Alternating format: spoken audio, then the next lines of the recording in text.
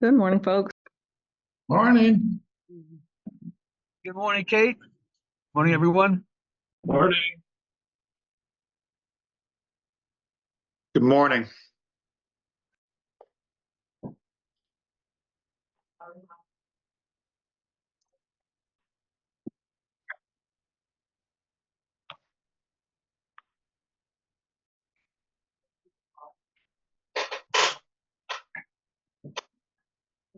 How was your trip, Ellen? I just got back like yesterday. Yeah, I'm like let's see, it's actually 7 o'clock at night. The perfect time for a meeting, yeah. I know. It was an amazing trip. So yeah, really wonderful 7 o'clock in Europe, though, so that's not so bad. Right. Right. That's what my body says, I'm still there. Yeah. Yeah.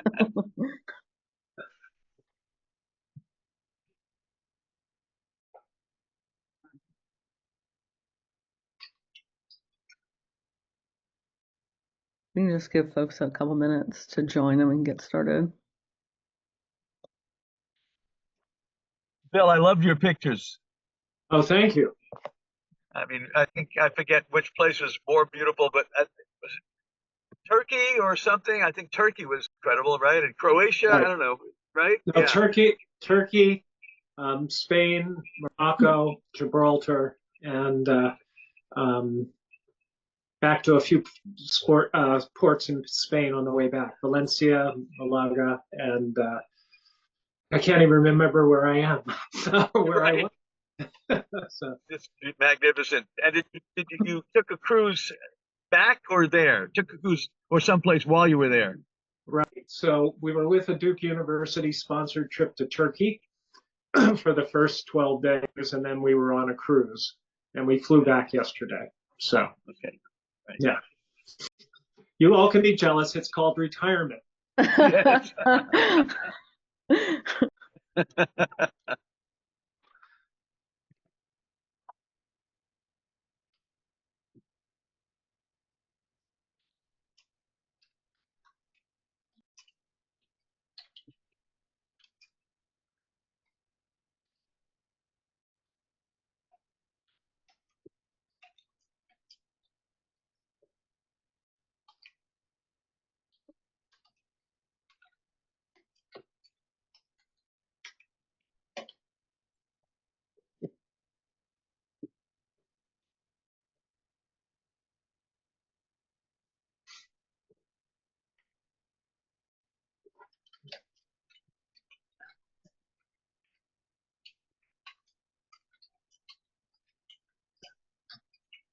But Bill, is really not retirement because you're back to work, right?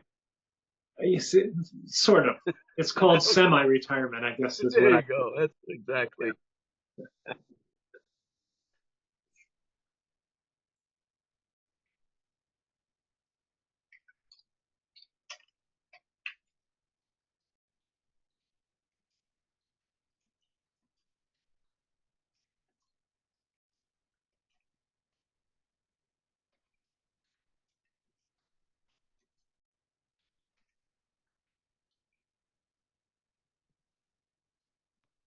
Us normal mortals call it a vacation, but Right. you're Yeah.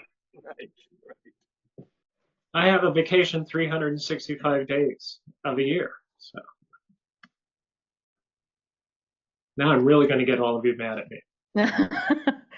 if it were true, but I Right. know that you work all the time, so. Taylor, you want to kick it off? Absolutely.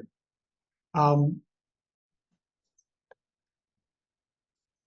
so it's great to see you all. For those I don't know, and I see a handful of names and faces that I don't recognize, my name is Taylor Aiken. I've served this year as chair of the Board of Bricks and Mortals.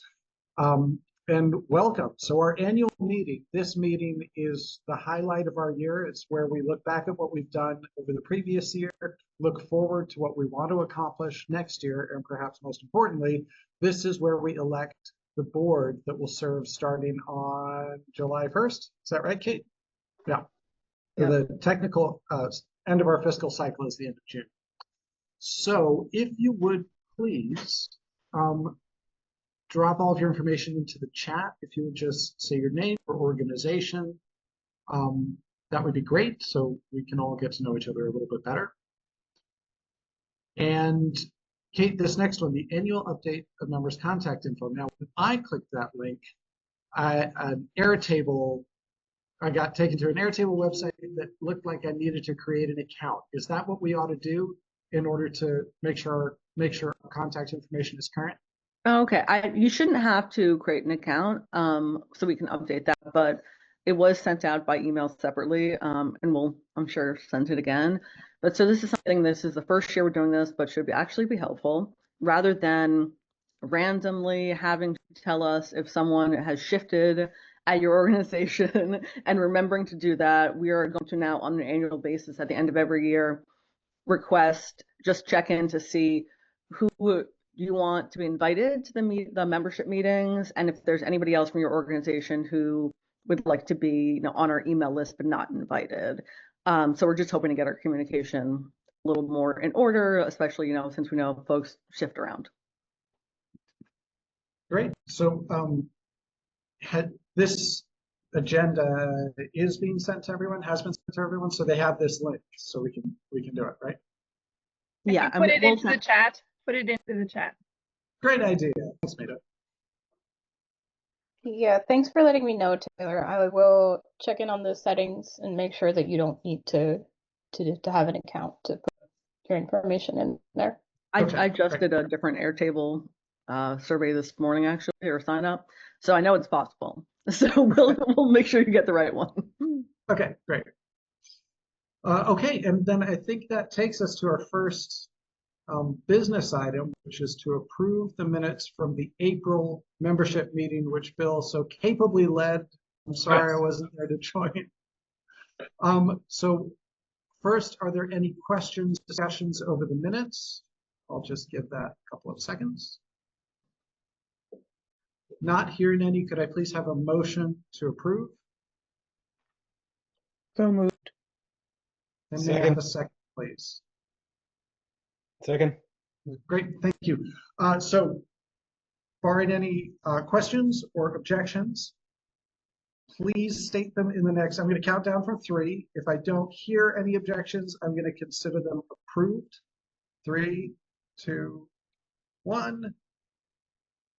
We'll call those April minutes approved. Thank you all very much. Okay. Except I need the script, Kate. I didn't know what's coming next.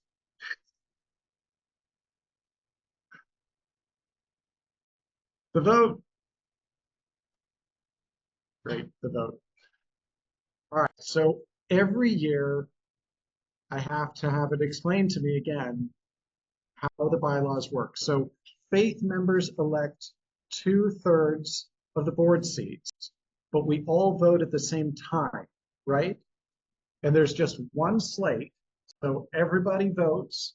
You can vote for all of the candidates on the slate or none of them, but none of these are competitive seats. Everybody who is up for nomination, we would love to be on the board. But the way it works is that we'll count the faith members, and Kate, just keep nodding until I say we're going to count the faith members' votes first, and that'll comprise that's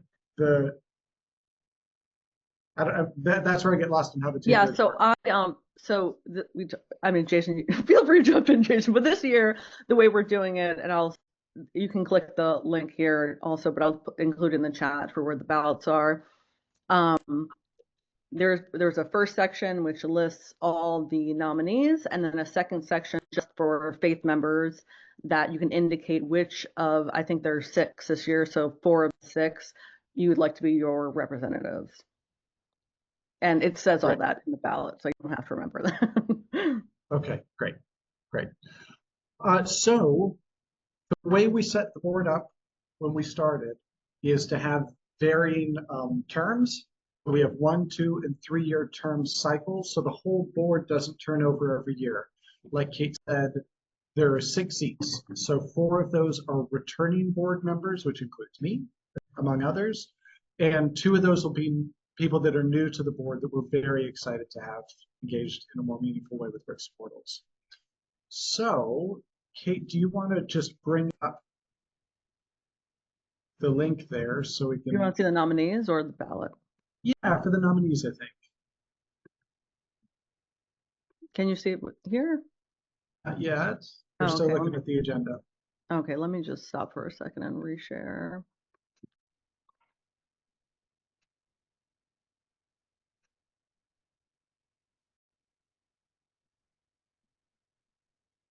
Okay, here we go. Great.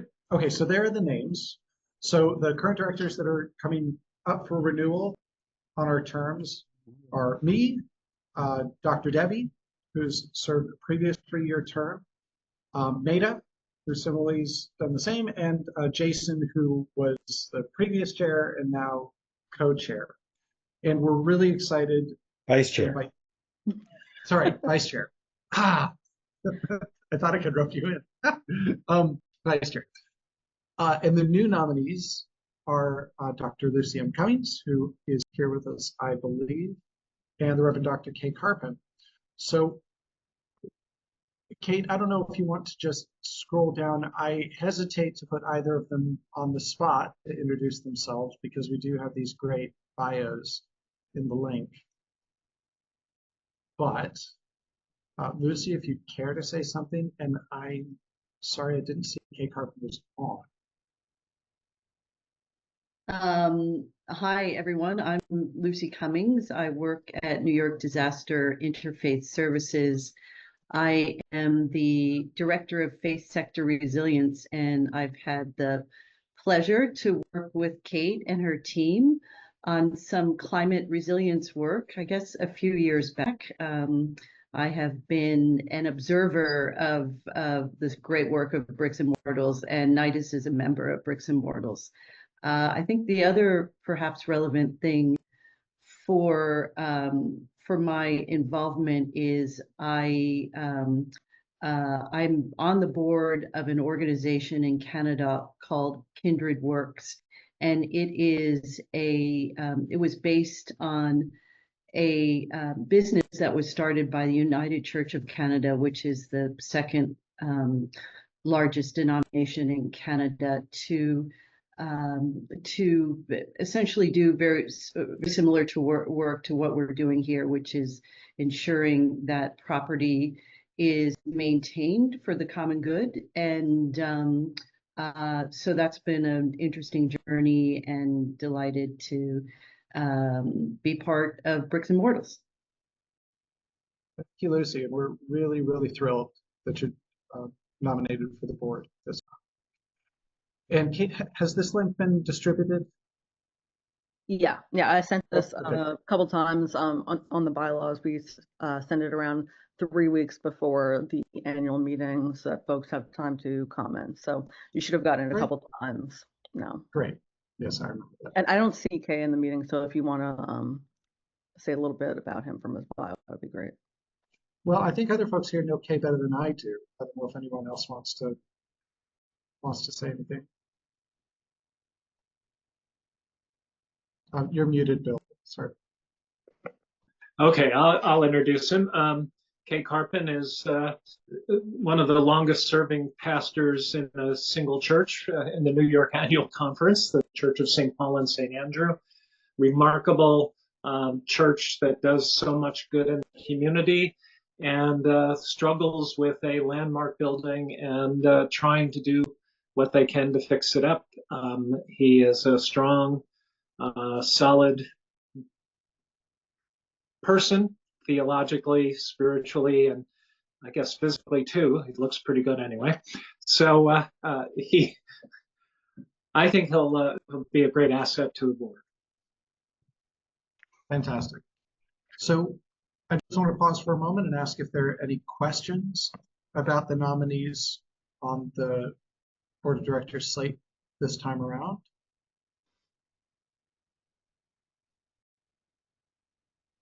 Okay, not hearing any. Should we proceed with the vote, Kate? What we came here to do?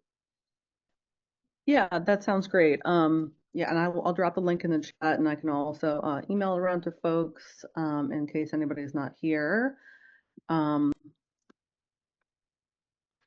just clicked on it to make sure it works, and it looks good to me. But while you complete that, which is a pretty straightforward process. Just wanted to say, thank you to all the nominees and our ongoing board members. When I talk to people about the board, I say, like, no joke, the board's actually cool and actually cares about this. So that's a great position to be in.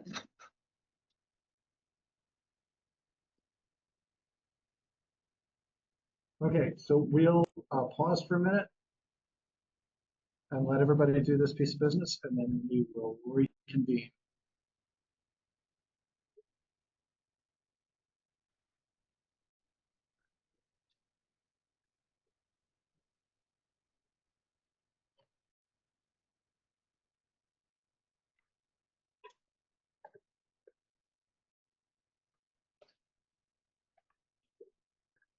We'll just wait until, let's say, like 11:50, and then we can move on to the next section.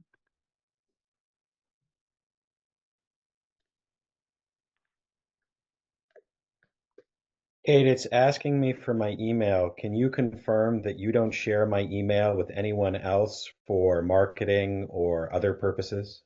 Yes, it's just to ensure It's that a joke. I'm being funny. that's a really funny legal joke. I was forgetting that.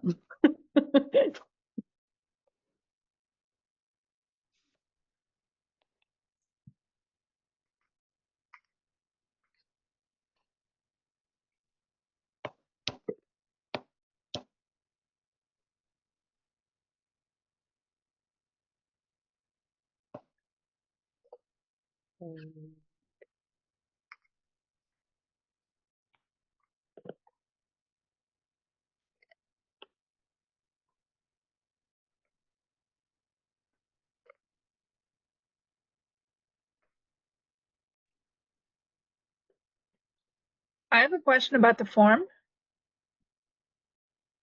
Kate? Yeah, sure. So, on the second page, it says faith organizations, please choose 4 of the directors. Yeah. And because I'm not representing a faith organization, I left everything blank, but it reminds me that it is a required question. So what should I do? Okay. Since other people are probably dealing with this right now, I mean, you can just click them and then I'll just disregard it. None of the questions are supposed to be required, but thanks. Sorry. I'm just gonna check 4 of them. Yeah, that's fine. Okay. All right. You can always check, you can always say NA, right? Not applicable, just to fill in the blank. No, it doesn't work that way. It's a form. Oh, really? Okay. But Okay, I anyway, I'm driving, I can't see. Kate is gonna Okay. figure it out. Yeah, I just It- unclicked required, so it Okay. should be, if you refresh it or whatever. Either way, we can see because you designated above what kind of member you are.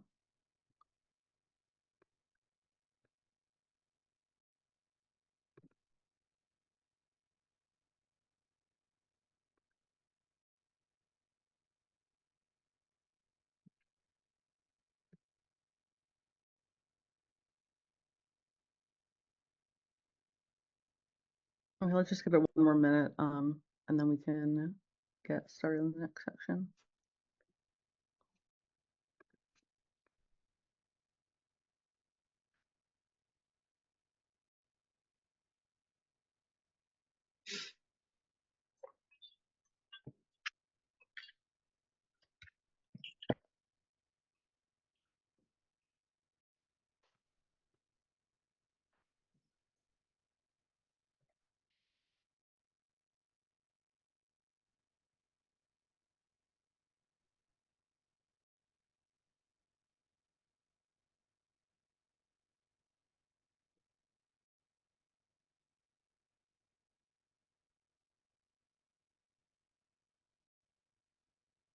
Taylor, do you want to do the bylaw updates unless anybody needs any extra time?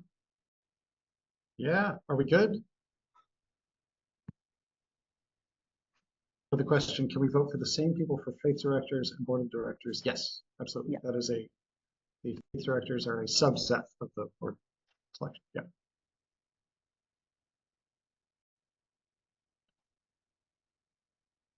Okay, shall we carry on?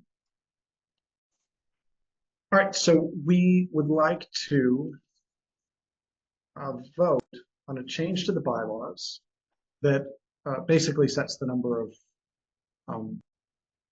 board members. And Jason, are you freed up to talk through this one? Do you want to do it? At the moment, so this is my crazy time of year, and I am in real time putting out fires, but I'm okay figuratively. But I am okay for right now. So I'll take this. So we are a small but mighty organization. Thanks in predominant part to our fearless executive director. But the board does, and needs to more take on responsibility. And this has been a process, and I think that we are improved, but I'm not sure that we are where we need to be. And some of that is addressed by figuring out ways to, as conveniently as possible, tap into the time and abilities of the board that exists. And the other is to expand the numbers of the board. And so we found out quickly that, or I guess over our tenure, that 21 board members seemed like a lot, both from the vantage that that would be a sufficient number to sort of divide and conquer the work that needed to be done. Much of it sort of thought work and work that will ultimately direct Kate and staff, but that work needs to be done. And that 21 would sort of be the upper bound of what could be reasonably convened and managed. And we have found both of those to be untrue. 21 has not been sufficient, and 21 has not even approximated unwieldy. And so from a governance perspective, we thought that we really need the flexibility, or the executive committee needs the flexibility to add additional board members. And so that is the proposal before you. The number, so now let's go back to the nuts and bolts of this. The limit on the number of directors of 21 is set forth in the bylaws. And the bylaws cannot be changed unless it is approved with 80%. Without the approval of the members, or let me say it the other way. The bylaws must be, any amendments to the bylaws must be approved by the members and by... Are you saying something, Mark? No, I'm sorry. I didn't know I wasn't muted. I'm just upset about lack of a parking spot. Sorry. Okay, sorry. Godspeed with that. So this requires an amendment to the bylaws. An amendment to the bylaws requires a vote of the members and of the board. And so what we are trying to do is two things. One, to increase the maximum number to 51, and then whatever that number is going to be, we want to delegate to the executive committee so that we have much more flexibility, because we thought before we opened up the bylaws that the executive committee could have made this change, and they cannot. And so this doesn't seem to me, as long as everyone is okay with the idea that it could be up to 51, and we'll let the executive committee, who should be most intimately involved with the governance of the organization and has the fiduciary responsibility to do so, make this decision. With the caveat being that the board and the members can always override that number. So the EC could say, yeah, we want all 51 members, and the board and the members could say, no, that's bonker trains. We think that there are people on the board that shouldn't be there, we're not going to elect them, or we think that 51 is unwieldy, and therefore they would override and overrule what the executive committee determines. And so we want to have the flexibility, but keep the control as it is now with the grassroots of the organization. So before you, and this is a very simple resolution, so I will state it, and then we can have a hopefully a motion, a second, and then if there's any discussion, but I'm happy to have discussion beforehand. The motion before you is to amend the bylaws to increase the maximum number of directors to 51, as prescribed by the executive committee, as can be overruled subsequently by the board or the members. And just to note that this doesn't change the voting process like that we just went through. At the end of the day, the members still have to vote in any directors. It's just the cap that is now requesting it to be fungible. Could someone give me the rationale why the number 51 was selected? I don't know if Kate or Taylor can weigh in. I think that we thought that that was the upper bound before we thought that this just became insane. But we didn't want to have to come back in a year or 4 years to increase this number. Okay, thank you.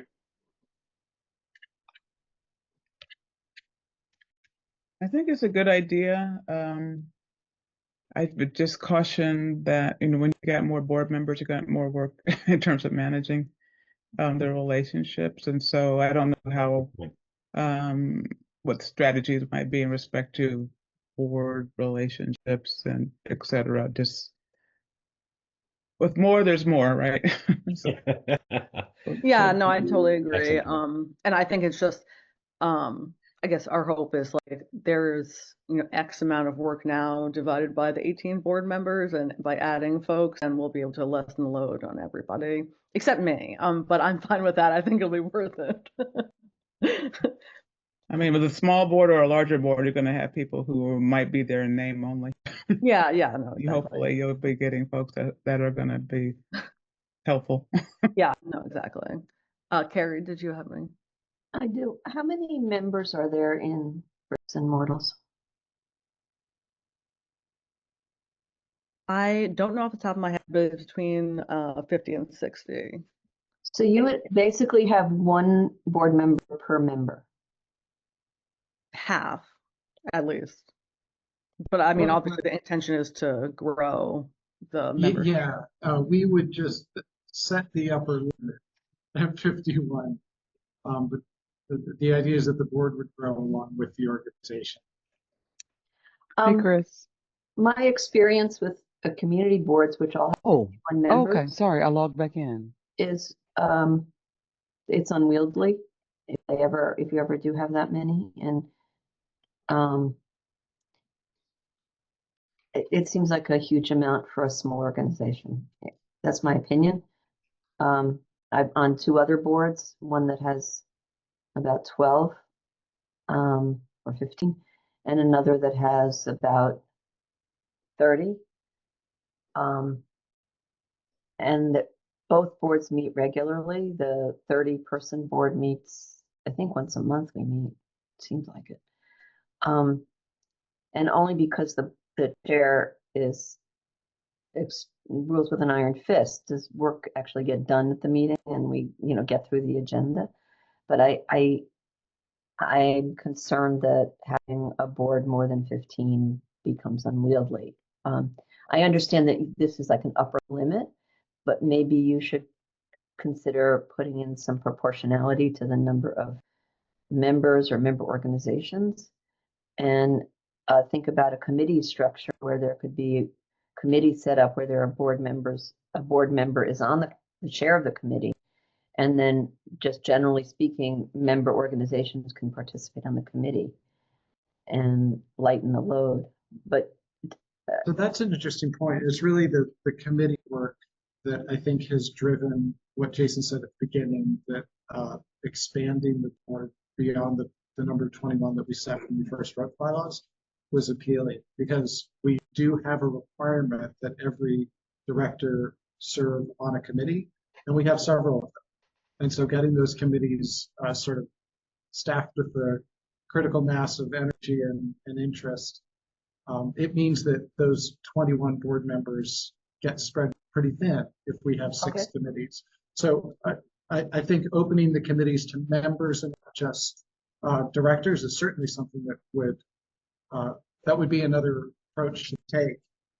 But again, the proposal to expand the board would still be a process that would come from the executive committee and could be denied by the membership or the board. So I think the idea was to set a number we'd never hit, but give us the flexibility to bring folks in when we find folks that we think would be good fits. Well, I'm sure the executive committee will act wisely. Josh? I don't remember the status of the advisory council, and I'm curious if there was thought to expecting more work from them. Yeah, I also just have, I guess I'm asking the question because I would echo the other thoughts. A lot of the nonprofits we work with, their boards are more in the 15 to 30 range, and some of those organizations are, big. Yeah, so the advisory council is active as a thing. The requirements, or I guess what we're expecting from them and the engagement we outlined is basically we are going to offer them a once a year briefing and time to have a longer conversation as a group, and basically, act as a thought partner if I need to call on them. So really low yield.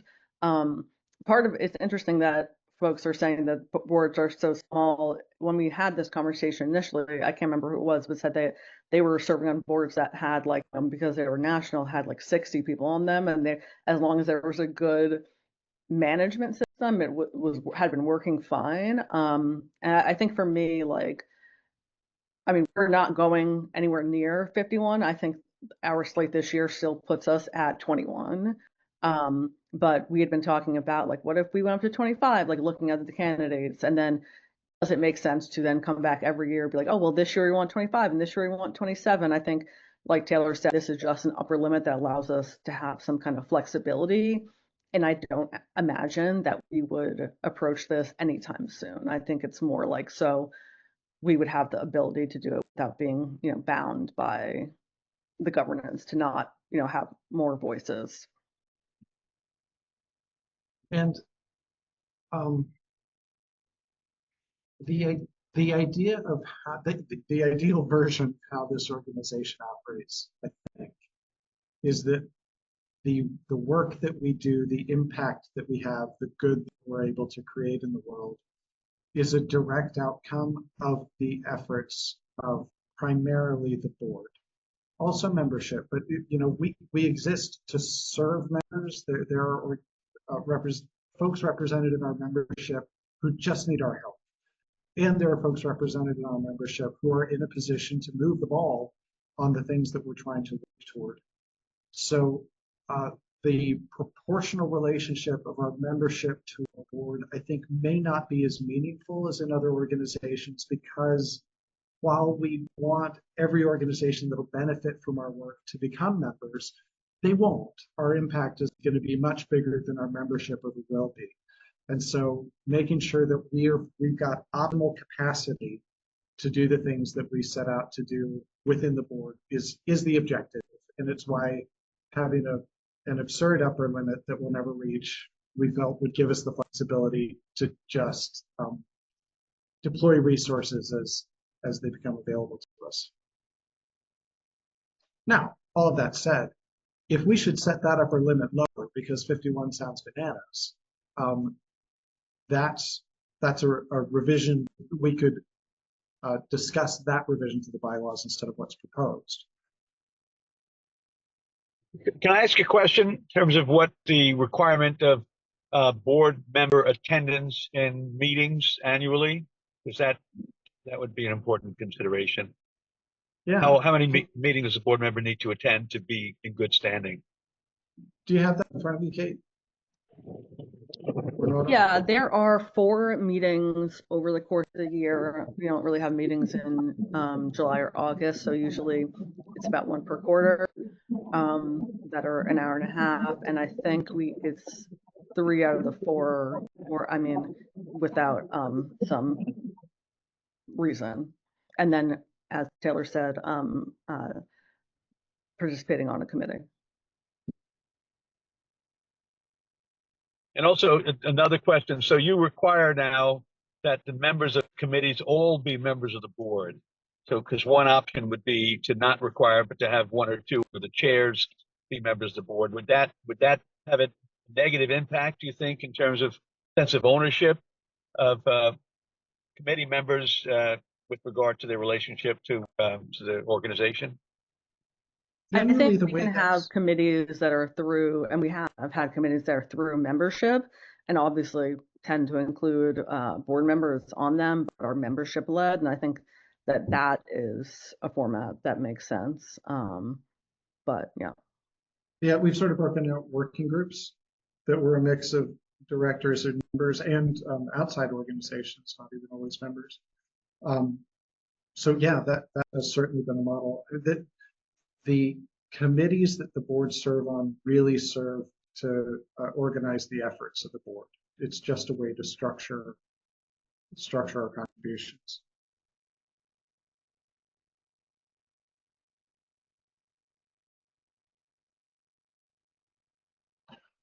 This has been a really great discussion. I do want to open this to ask the question, should we consider a change to the proposed revision to the bylaws that would include a different maximum number for the board, the number of seats for the board? Is there anyone in favor of that, discussing that? I think I would make a motion for it. I would make an amendment to have it be 31 instead of 51 for at least for this next year, as then the executive committee and board members work through the process of maybe restructuring the committees to include non-members as well. That's a long way to say, just reduce the number from 51 to 31. I'd feel more comfortable with that. So can I call for a motion to vote on that change? Yeah. Need a second. Second. Okay. Yeah, second. Thank you. So I'm going to do this one for real instead of just accepting silence. And Kate, maybe you could pause the share for a second. Let's see. All right, everyone, please, and Kate, if you would help me watch the screen. Everyone in favor, what we're going to do is use the react button in your Zoom, or if that is complicated and it's simpler just to hold up a thumb, we can do that too. Everyone in favor of revising our bylaws to set the maximum number of board seats at 31 rather than the proposed language of 51, please give a thumbs up in your reaction or on the screen. And if you please help me count those. Lucy, was that a question or a vote? No, that's a vote. Okay, thank you.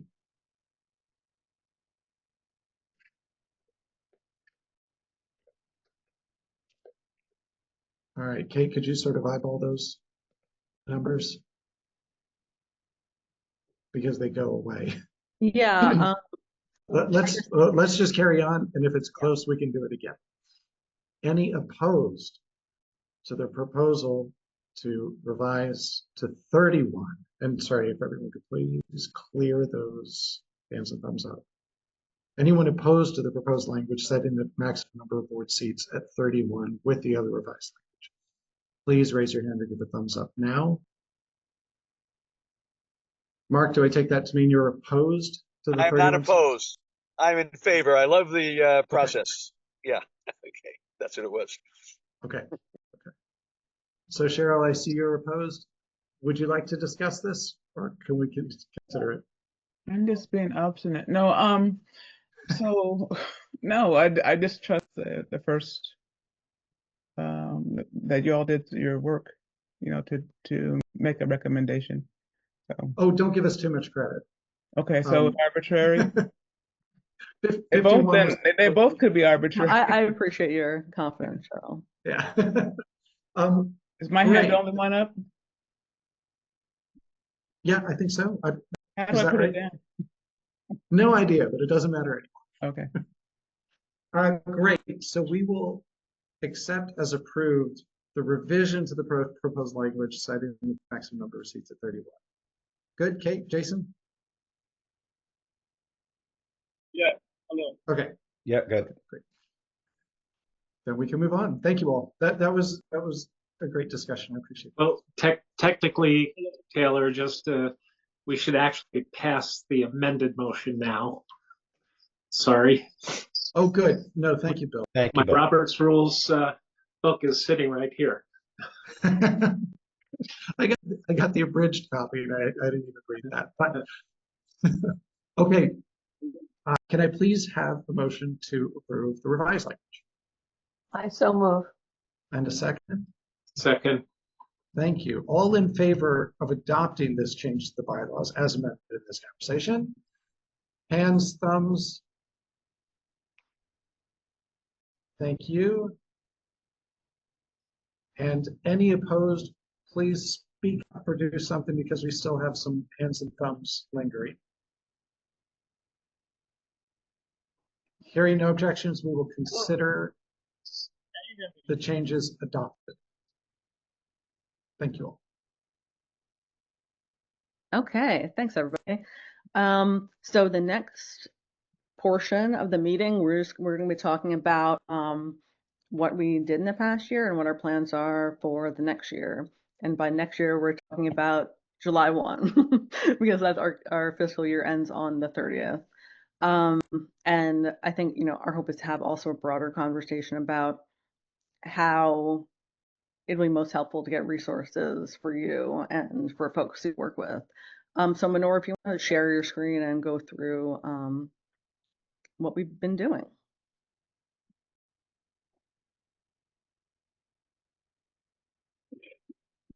Can everybody see my screen? Let me just present full screen.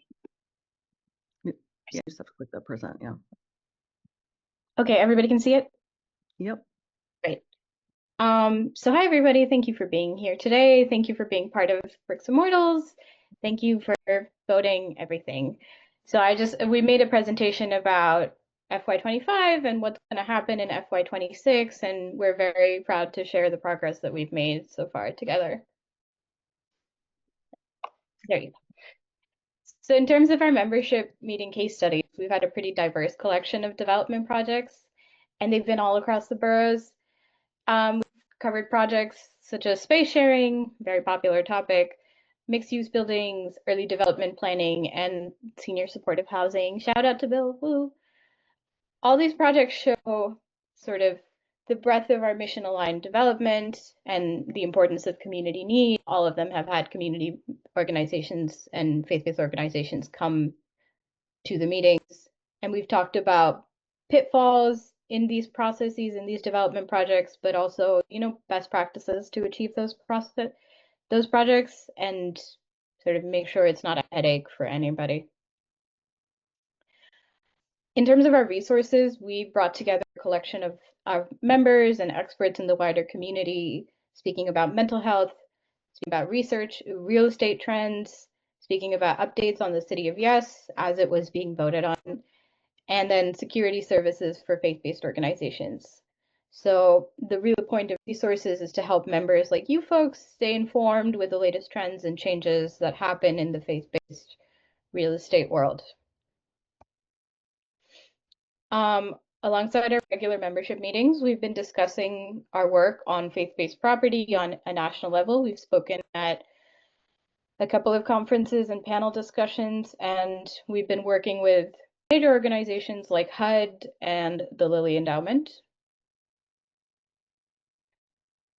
So from our October tour of the new Calvary Baptist Church with FX Collaborative to our networking event and our recent summit supporting immigration efforts, our events, they have created space for learning, for connection, for advocacy. And alongside of these public gatherings, the S4 gatherings happened in New York, in Chicago, and in the virtual space. And it was really about faith leaders coming together, doing the work to sustain and grow their congregation in these sort of changing times. Hold on. Oh, technical difficulty. Okay. So Bricks and Mortals has focused a lot on advocacy work this year. Sorry, Manoj. At least I got a poll that popped up. Do you want to tell us about that? And should we fill it out now? Yes, let's take a quick pause and fill out the polls about number one, which case study did you find the most useful to your work or to your knowledge, and which resource you found most helpful, and which event did you like the most? So, Did you re-put? I crossed it out thinking it was not, that it was a mistake. let's see. I think there should be a poll option in the bar where you can click it and find access to the polls again.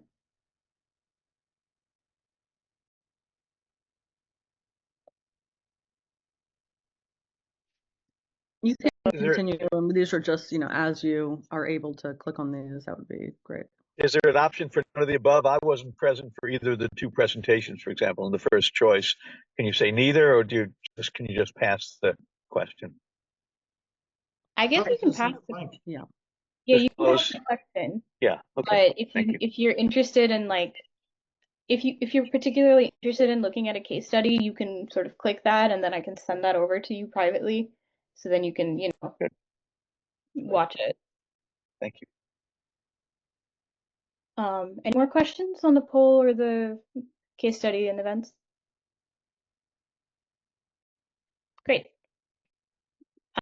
Yes, so in terms of advocacy, we've really been focusing on our advocacy work with the City of Yes that passed last year and the Faith-Based Affordable Housing Act. Our working groups have come together to advocate for faith-based organizations on matters related to affordable housing, about working with the Attorney General, and we've also recently shared the final platform developed by Bricks and Mortals members for the next mayoral election, and we're currently in the process of receiving feedback from our candidates. So if you need that sent again, just let me know.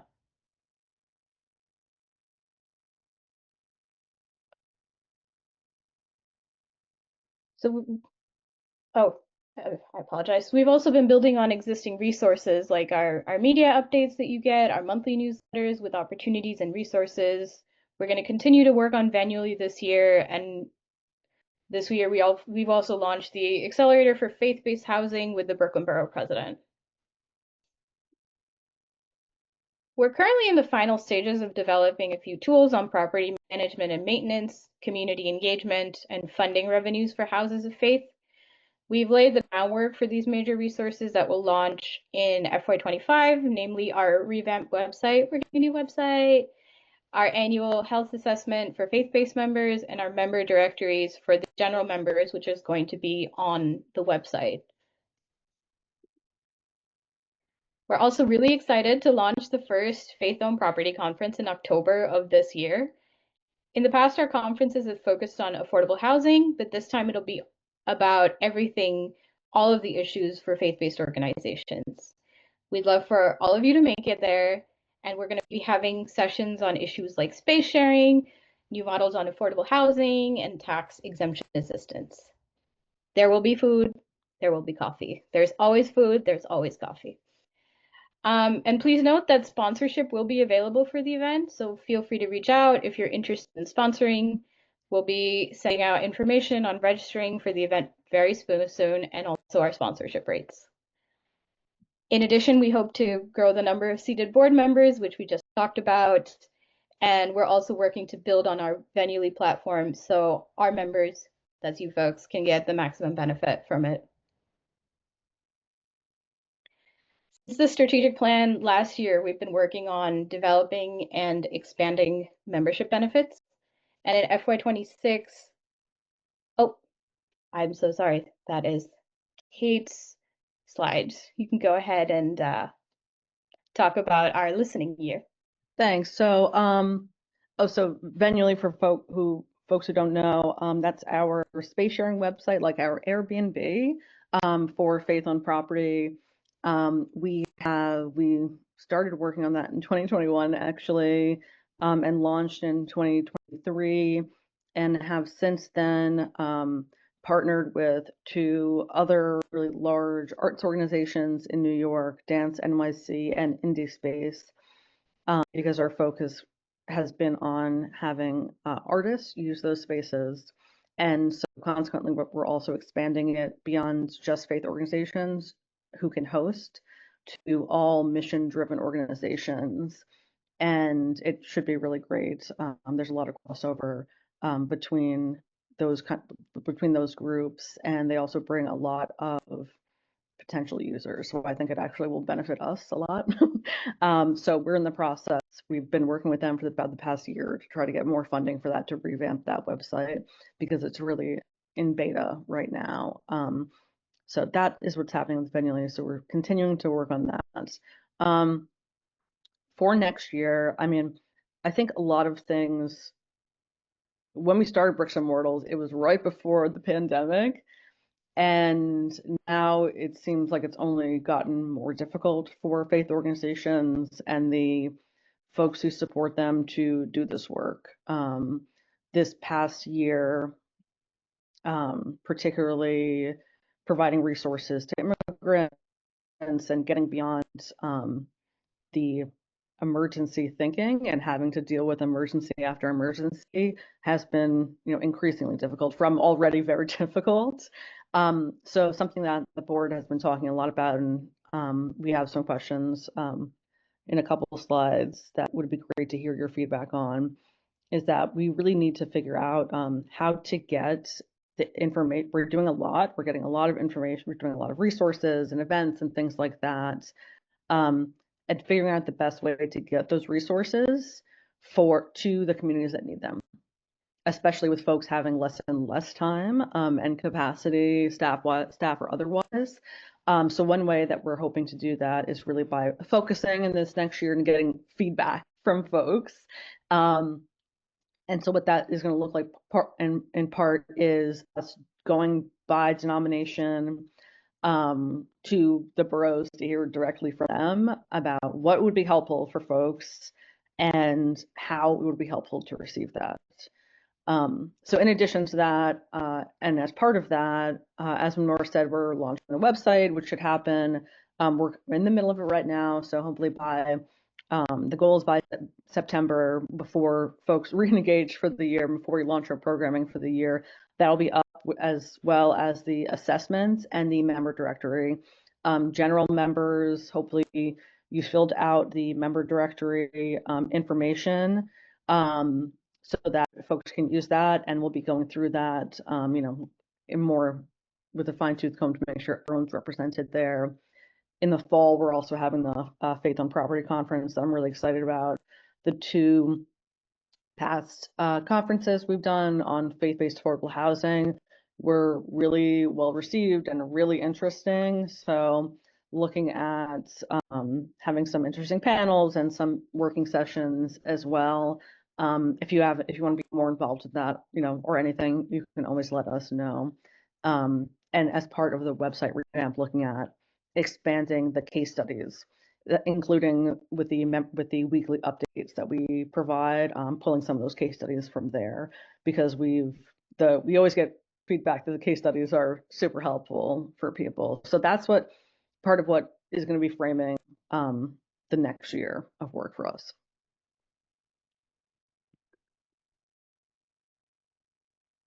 Thanks, Kate. So like we've mentioned, we've been working on membership benefits, and we want to continue working on this. So we'll be distributing the member directory and the health assessment once, and we will always be welcome to feedback or comments. So if there's anything that interests you about it, just let us know.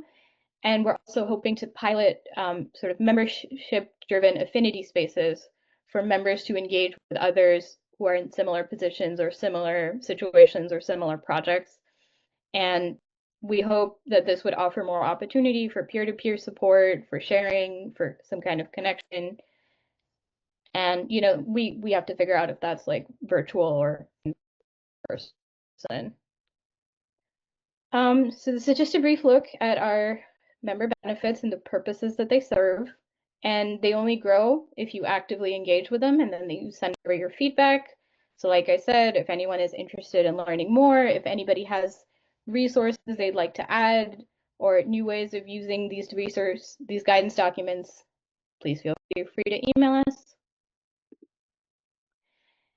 And then whether you're a faith member or a general member, really hope that these resources will reflect your needs, whether there are special needs for the real estate community or for the faith-based community or for everybody. Anything from just finding community to new business opportunities or finding, you know, or for advocating for larger policy supports that's going to affect all of us. We're here, we're going to cater to your needs and your hopes. Yeah, I'll just add one small, oh, I guess it's discussion time anyway, so I'll just add that, that I think you've heard us say this before, and hopefully you know this, that the goal of Bricks and Mortals is to be relevant to any kind of faith-based organization, whether it's small and with really low capacity and a lot of emergent needs, or like all the way to the congregation with hundreds of people and a really hefty endowments. And folks will definitely get different benefits from it, and different things useful essentially.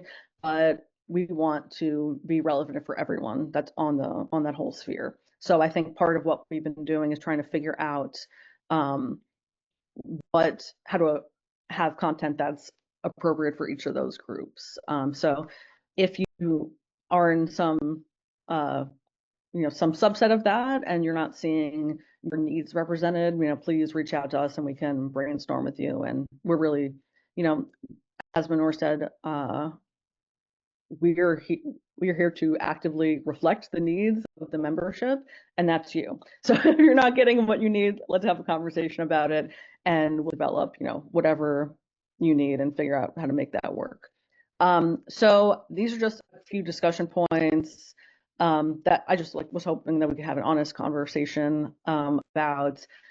As I said, I think, this past year has turned up the temperature even more on the level of difficulty in engaging. And I mean, I would just love to hear what kind of resources would be helpful, how it would be helpful for you to access support or resources and other benefits you might want. In particular, something that I have personally been thinking about is membership meetings and what the formats look like. I know, I think what you do is great. The case studies and the resources are really, really helpful for people, but it also seems like faith-based organizations kind of want to dip into the resources as they appeal to them, as it is immediately accessible to them, or is it something that immediately that they're going through. So I've just been wondering if those membership meetings are the best way to do that, or what is the best way to do that. So I'm really open to having a conversation about everything, and want this to work for everybody. So yeah, I would love to hear anybody's thoughts on any of these or related.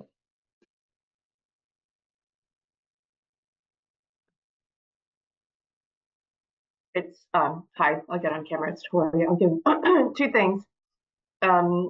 Kate, just to give you a shout out and a moment of appreciation for something that you've been working on that has been, I think, to some people more behind the scenes, but the policy work with the mayor's office and the working group around proposed changes to appraisal and valuation think was very timely and responsive to things in real time, and I think will help faith organizations for years to come. Those who may not even, be kind of like privy to some of these thornier conversations. So just appreciating the work you do and how you dive in real time to work on these things with your team. One thing I've seen with faith organizations that we've worked with in Enterprises,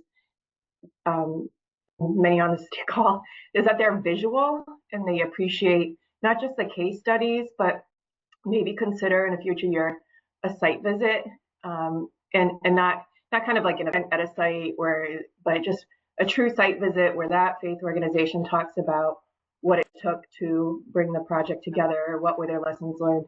I think seeing that sanctuary space, seeing how it came together with potentially other characteristics, I think of the work that Bill Shilby has done, but there's many others, just putting that out there, and groups will self-select if they have the capacity to go. But I think those site visits are really powerful as well. Yeah, no, thank you. I appreciate you saying that also, which I forgot to even include on this because we have so much going on. But yeah, no, I hear that about the site visits. I think that we had that one in October, and it actually was like very well attended. I thought only a few people had signed up, that ended up having a really great response. So I think, yeah, putting a lot more thought into having a couple more of those throughout next year would make sense.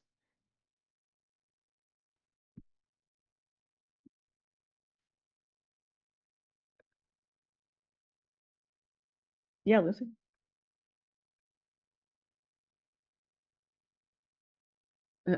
We've been doing a lot of work with faith buildings and looking at their resilience to disasters and specifically more extreme weather.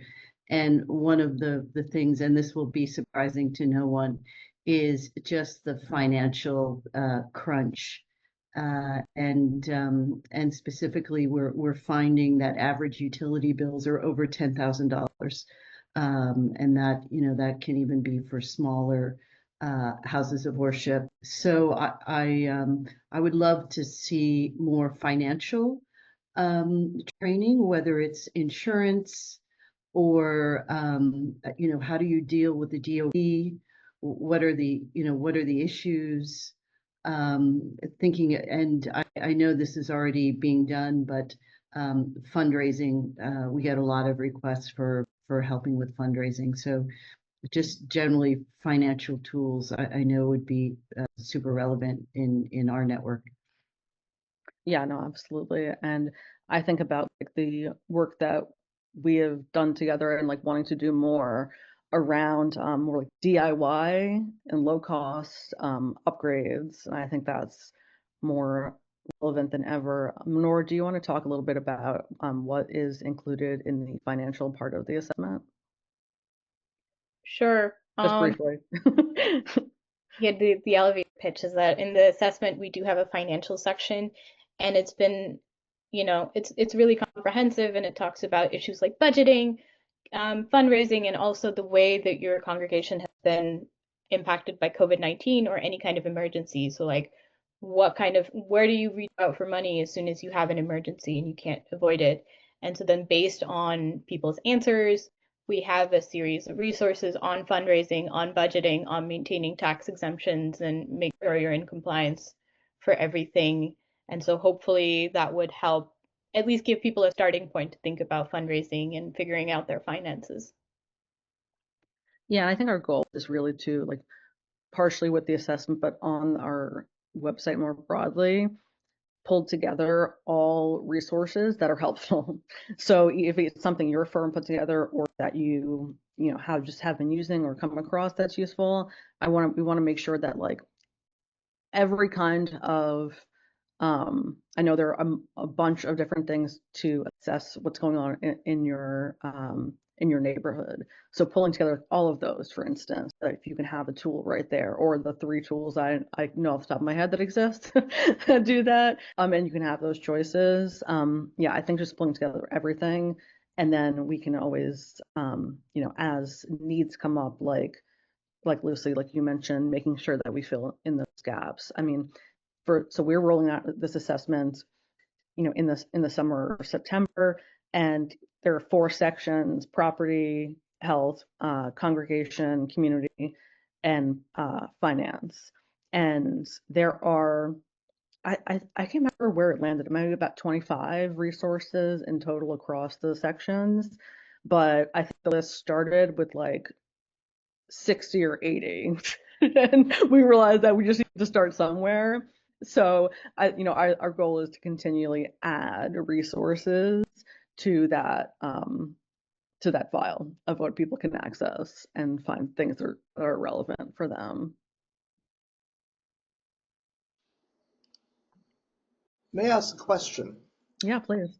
Quick, are you, in terms of the sources for those resources, are you, I guess one thing would be valuable. I mean, we've been at Our Savior's Atonement up in Upper Manhattan, been dealing both with a repointing project and fundraising. So, I mean, are you soliciting information from members to share with other members? I think that would be a real, going to be great. Yeah, we definitely want it, both in terms of, specific cases of any kind of space use or adaptive, like responding to issues, and then also, as you, like you said, as you've been doing projects, anything related to that, we, on the directory that we're launching, we know that that includes all the general members and the areas of work that they do. Both, you can search both by general category like attorney, architect, but then also by type of service that you might need, which should be particularly helpful in case you don't know who provides that service.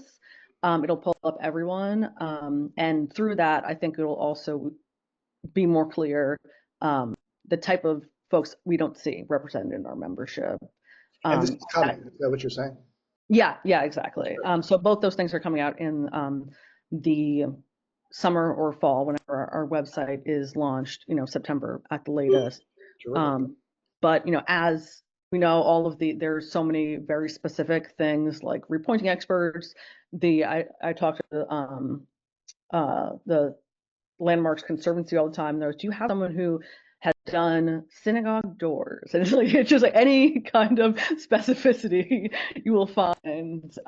So I think having, even if they're not a member, having a resource for that. But the goal is really to have everyone that's working with faith organizations be a member, so that they can be, in our network, so that folks can use them, but also so that, they sign the ethics pledge, and, they can be held accountable within this ecosystem.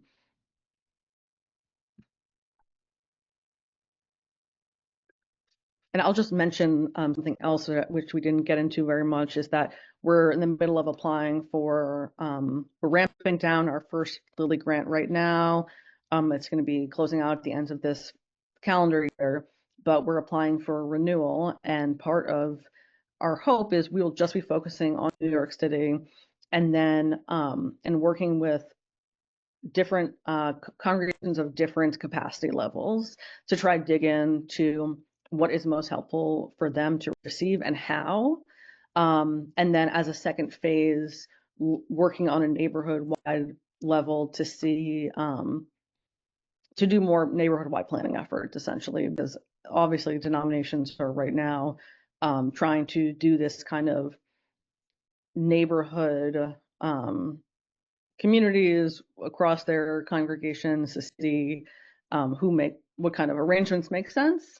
But we're trying to hold space for the cross-denominational conversation that needs to happen, and beyond that, with also the other non-religious spaces in those communities, to see what's being offered and what's needed, and what new forms of innovative approaches can be used. So kind of those are all things that are in the pipeline that we're hoping can help us better inform the work that we're already doing.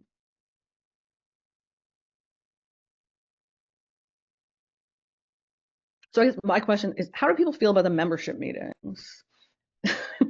They used to be 2 hours. Now we even moved them to an hour and a half, and they all have a case study and a resource. Do people still want to have a bi-monthly membership meeting that has both of those things, or is there a different way that's more helpful for you to get that same content? I would say one of the things we're doing right now as part of the website revamp is shortening the videos so that you can more quickly access either like the case study you want to see without having to look through it, or a particular question in an event or case study. That's part of what we're doing right now. But yeah, I'd love to hear any feedback on that. I like the format. I think the hour and a half is much better than 2 hours, and to have a resource as well as a case study, I think, is great. So shorter meetings are better, but you know, if we could fit it into an hour, that would be great. But I think we're all busy people. Yeah, maybe it makes sense. I mean, we can try to see if we can have a longer conversation about that to see if we can do both of those, you know, both the resource and the case study in an hour, and then be prepared to have more material we can provide after, and so that we can condense what's being presented there. Yeah, although I do know that people are interested in kind of like getting into the nitty-gritty, particularly of the case studies. So yeah, I think that's worth a thought though. Kate, this is Carol Wallenberg. I wasn't even aware that we just are, you know, signed up maybe in the last 6 months. Wasn't even aware of the member meetings. So, you know, I think maybe, and that may be on our end that we haven't signed up the right people to receive emails about this. But and another comment about that is that there are two issues that I think we all need help with. Some is the problems we know about, and the other is the problems that we don't know about that we should be worrying about. And so I think if we have to go look for answers to things, that's great on a website, but when you push things out to us about topics that we perhaps should be aware of, that's also very helpful. Yeah, no, that's really helpful. I really appreciate that feedback. On the first part, I will say that we are trying, that's, I think, a good example of why we're trying to do this annual contact update, so that folks can, from the organization, see who wants to be invited to the meetings and then who just wants to receive our emails, because I think that is something we're trying to streamline to make sure that the right folks are in the right places, and doing that, you know, in a structured way on an annual basis.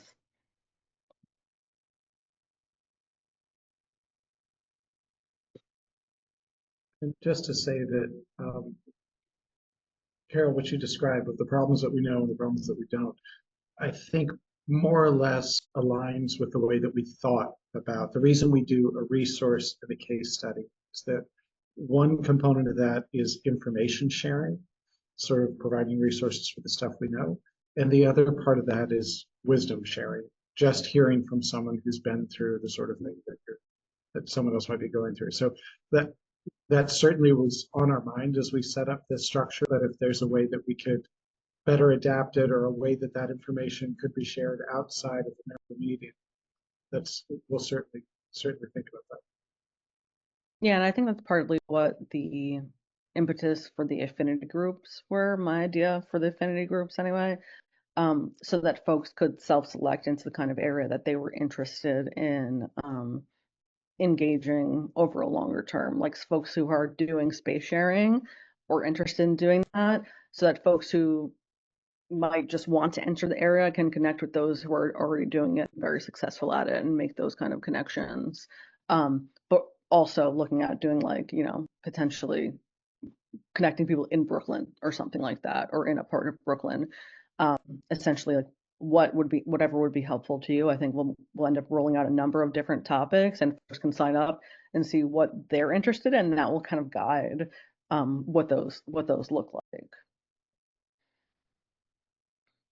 And so the way all this gets put together, apart from Kate's just phenomenal energy and wisdom, is at the program committee. So if there are either things that you're interested in knowing about, or information, as David, you said, that you think other people might be interested to know about, that's where all that gets were sort of baked into a member meeting agenda. So please reach out to Kate, participate on those committees. If you'd like to be invited, let us know, but that's been the process. Yeah, and I think just overall, like, we're very accessible or hope to be very accessible, Manor and me, and really anyone that's on the board, I think you could reach out to as well. If there's something that you're struggling with or something you want to get inspiration on, as specific or as vague as you would want to be, then that helps us guide the kind of programming and resources we're developing. So yeah, just the more you're in touch and saying what's helpful and what's super not helpful, the better we can, provide information for you. So there's just one last thing I have to, we have a budget update. I'll do that really quickly.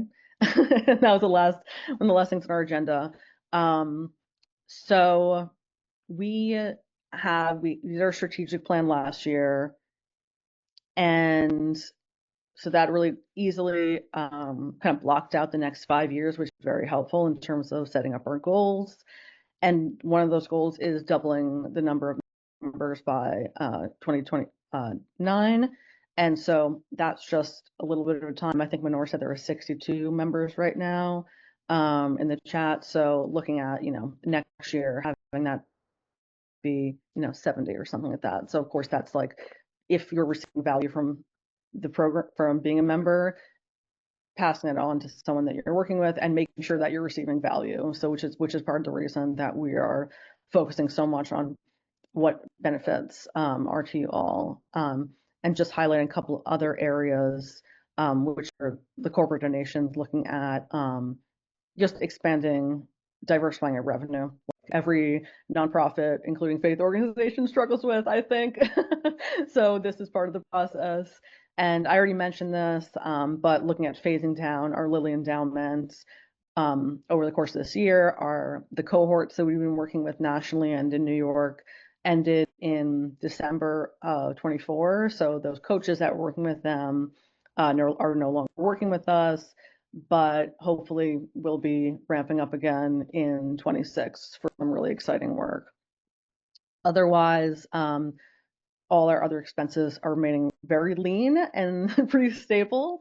And the budget for this year looks like that we're about to close out, looks at about 400 and hoping next year to just grow a little bit. I think that's the plan for all of the years, is to just make a little bit of gains in every area so that, we can make sure we still have a staff person. We have only had Manor since October.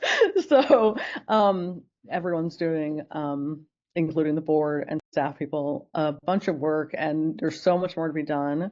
So just looking to grow stably and slowly. I don't know if anybody had any questions on that, but just wanted to give a brief update on what it was looking like.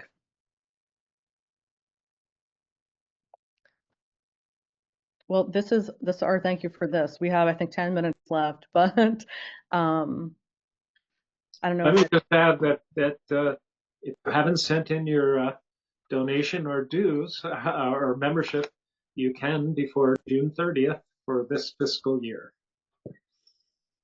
Thank you, Treasurer.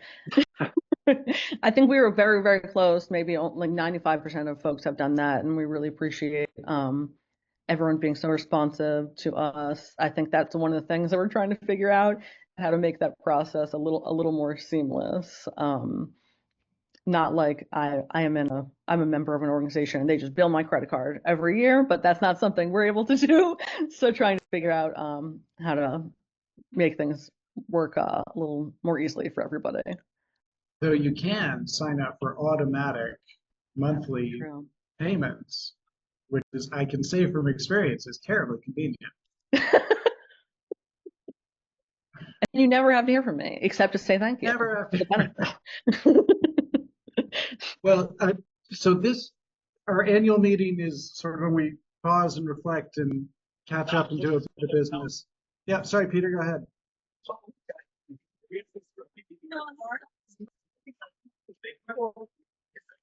Peter, did you want to say something, or are you accidentally? Yeah, just briefly, maybe Rashida already did. I'm sorry, I'm working on immigration stuff right now, but I put the link in the chat for the housing summit on June 18th and really like to have people attend. You know, if you could register and show up for that, it's really a great gathering of people who specialize in pre-development, and a number of you on this call have also sponsored the summit, including Bricks and Mortals, which has been promoting it. So anyway, that's my plug.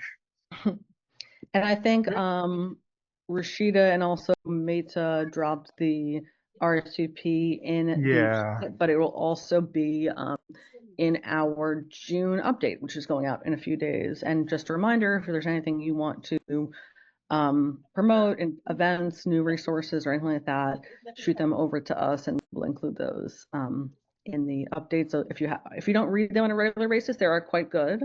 Hopefully very helpful. Yeah. Try to include that. Right, and we just paid our dues, so I just wanted to say that. Thank you. Now we're up to 97%. Yeah. So sorry I was late, but I did pay it in some assemblyman's office. So, and we're glad to promote Bricks and Mortals event in the fall. Don't forget. So, okay. Thanks, Peter. Yeah. All right. Okay. Let you get on with your Thursday. Thank you all so much for being here. I'm going to just repeat what Kate said, that if there's something you could get out of this organization that you're not getting, please let us know. If you are getting something out of this organization, please tell everyone you know. Our impact is directly proportional to our reach, the number of people that we connect with, and we are eager to expand. Thanks so much, everyone. Thank you, Kate. Thank you, Menorah. Yeah, thanks, Great. everybody. Good Have a to good see you. summer. Thanks, We'll everyone. see you the next one. Have a good summer.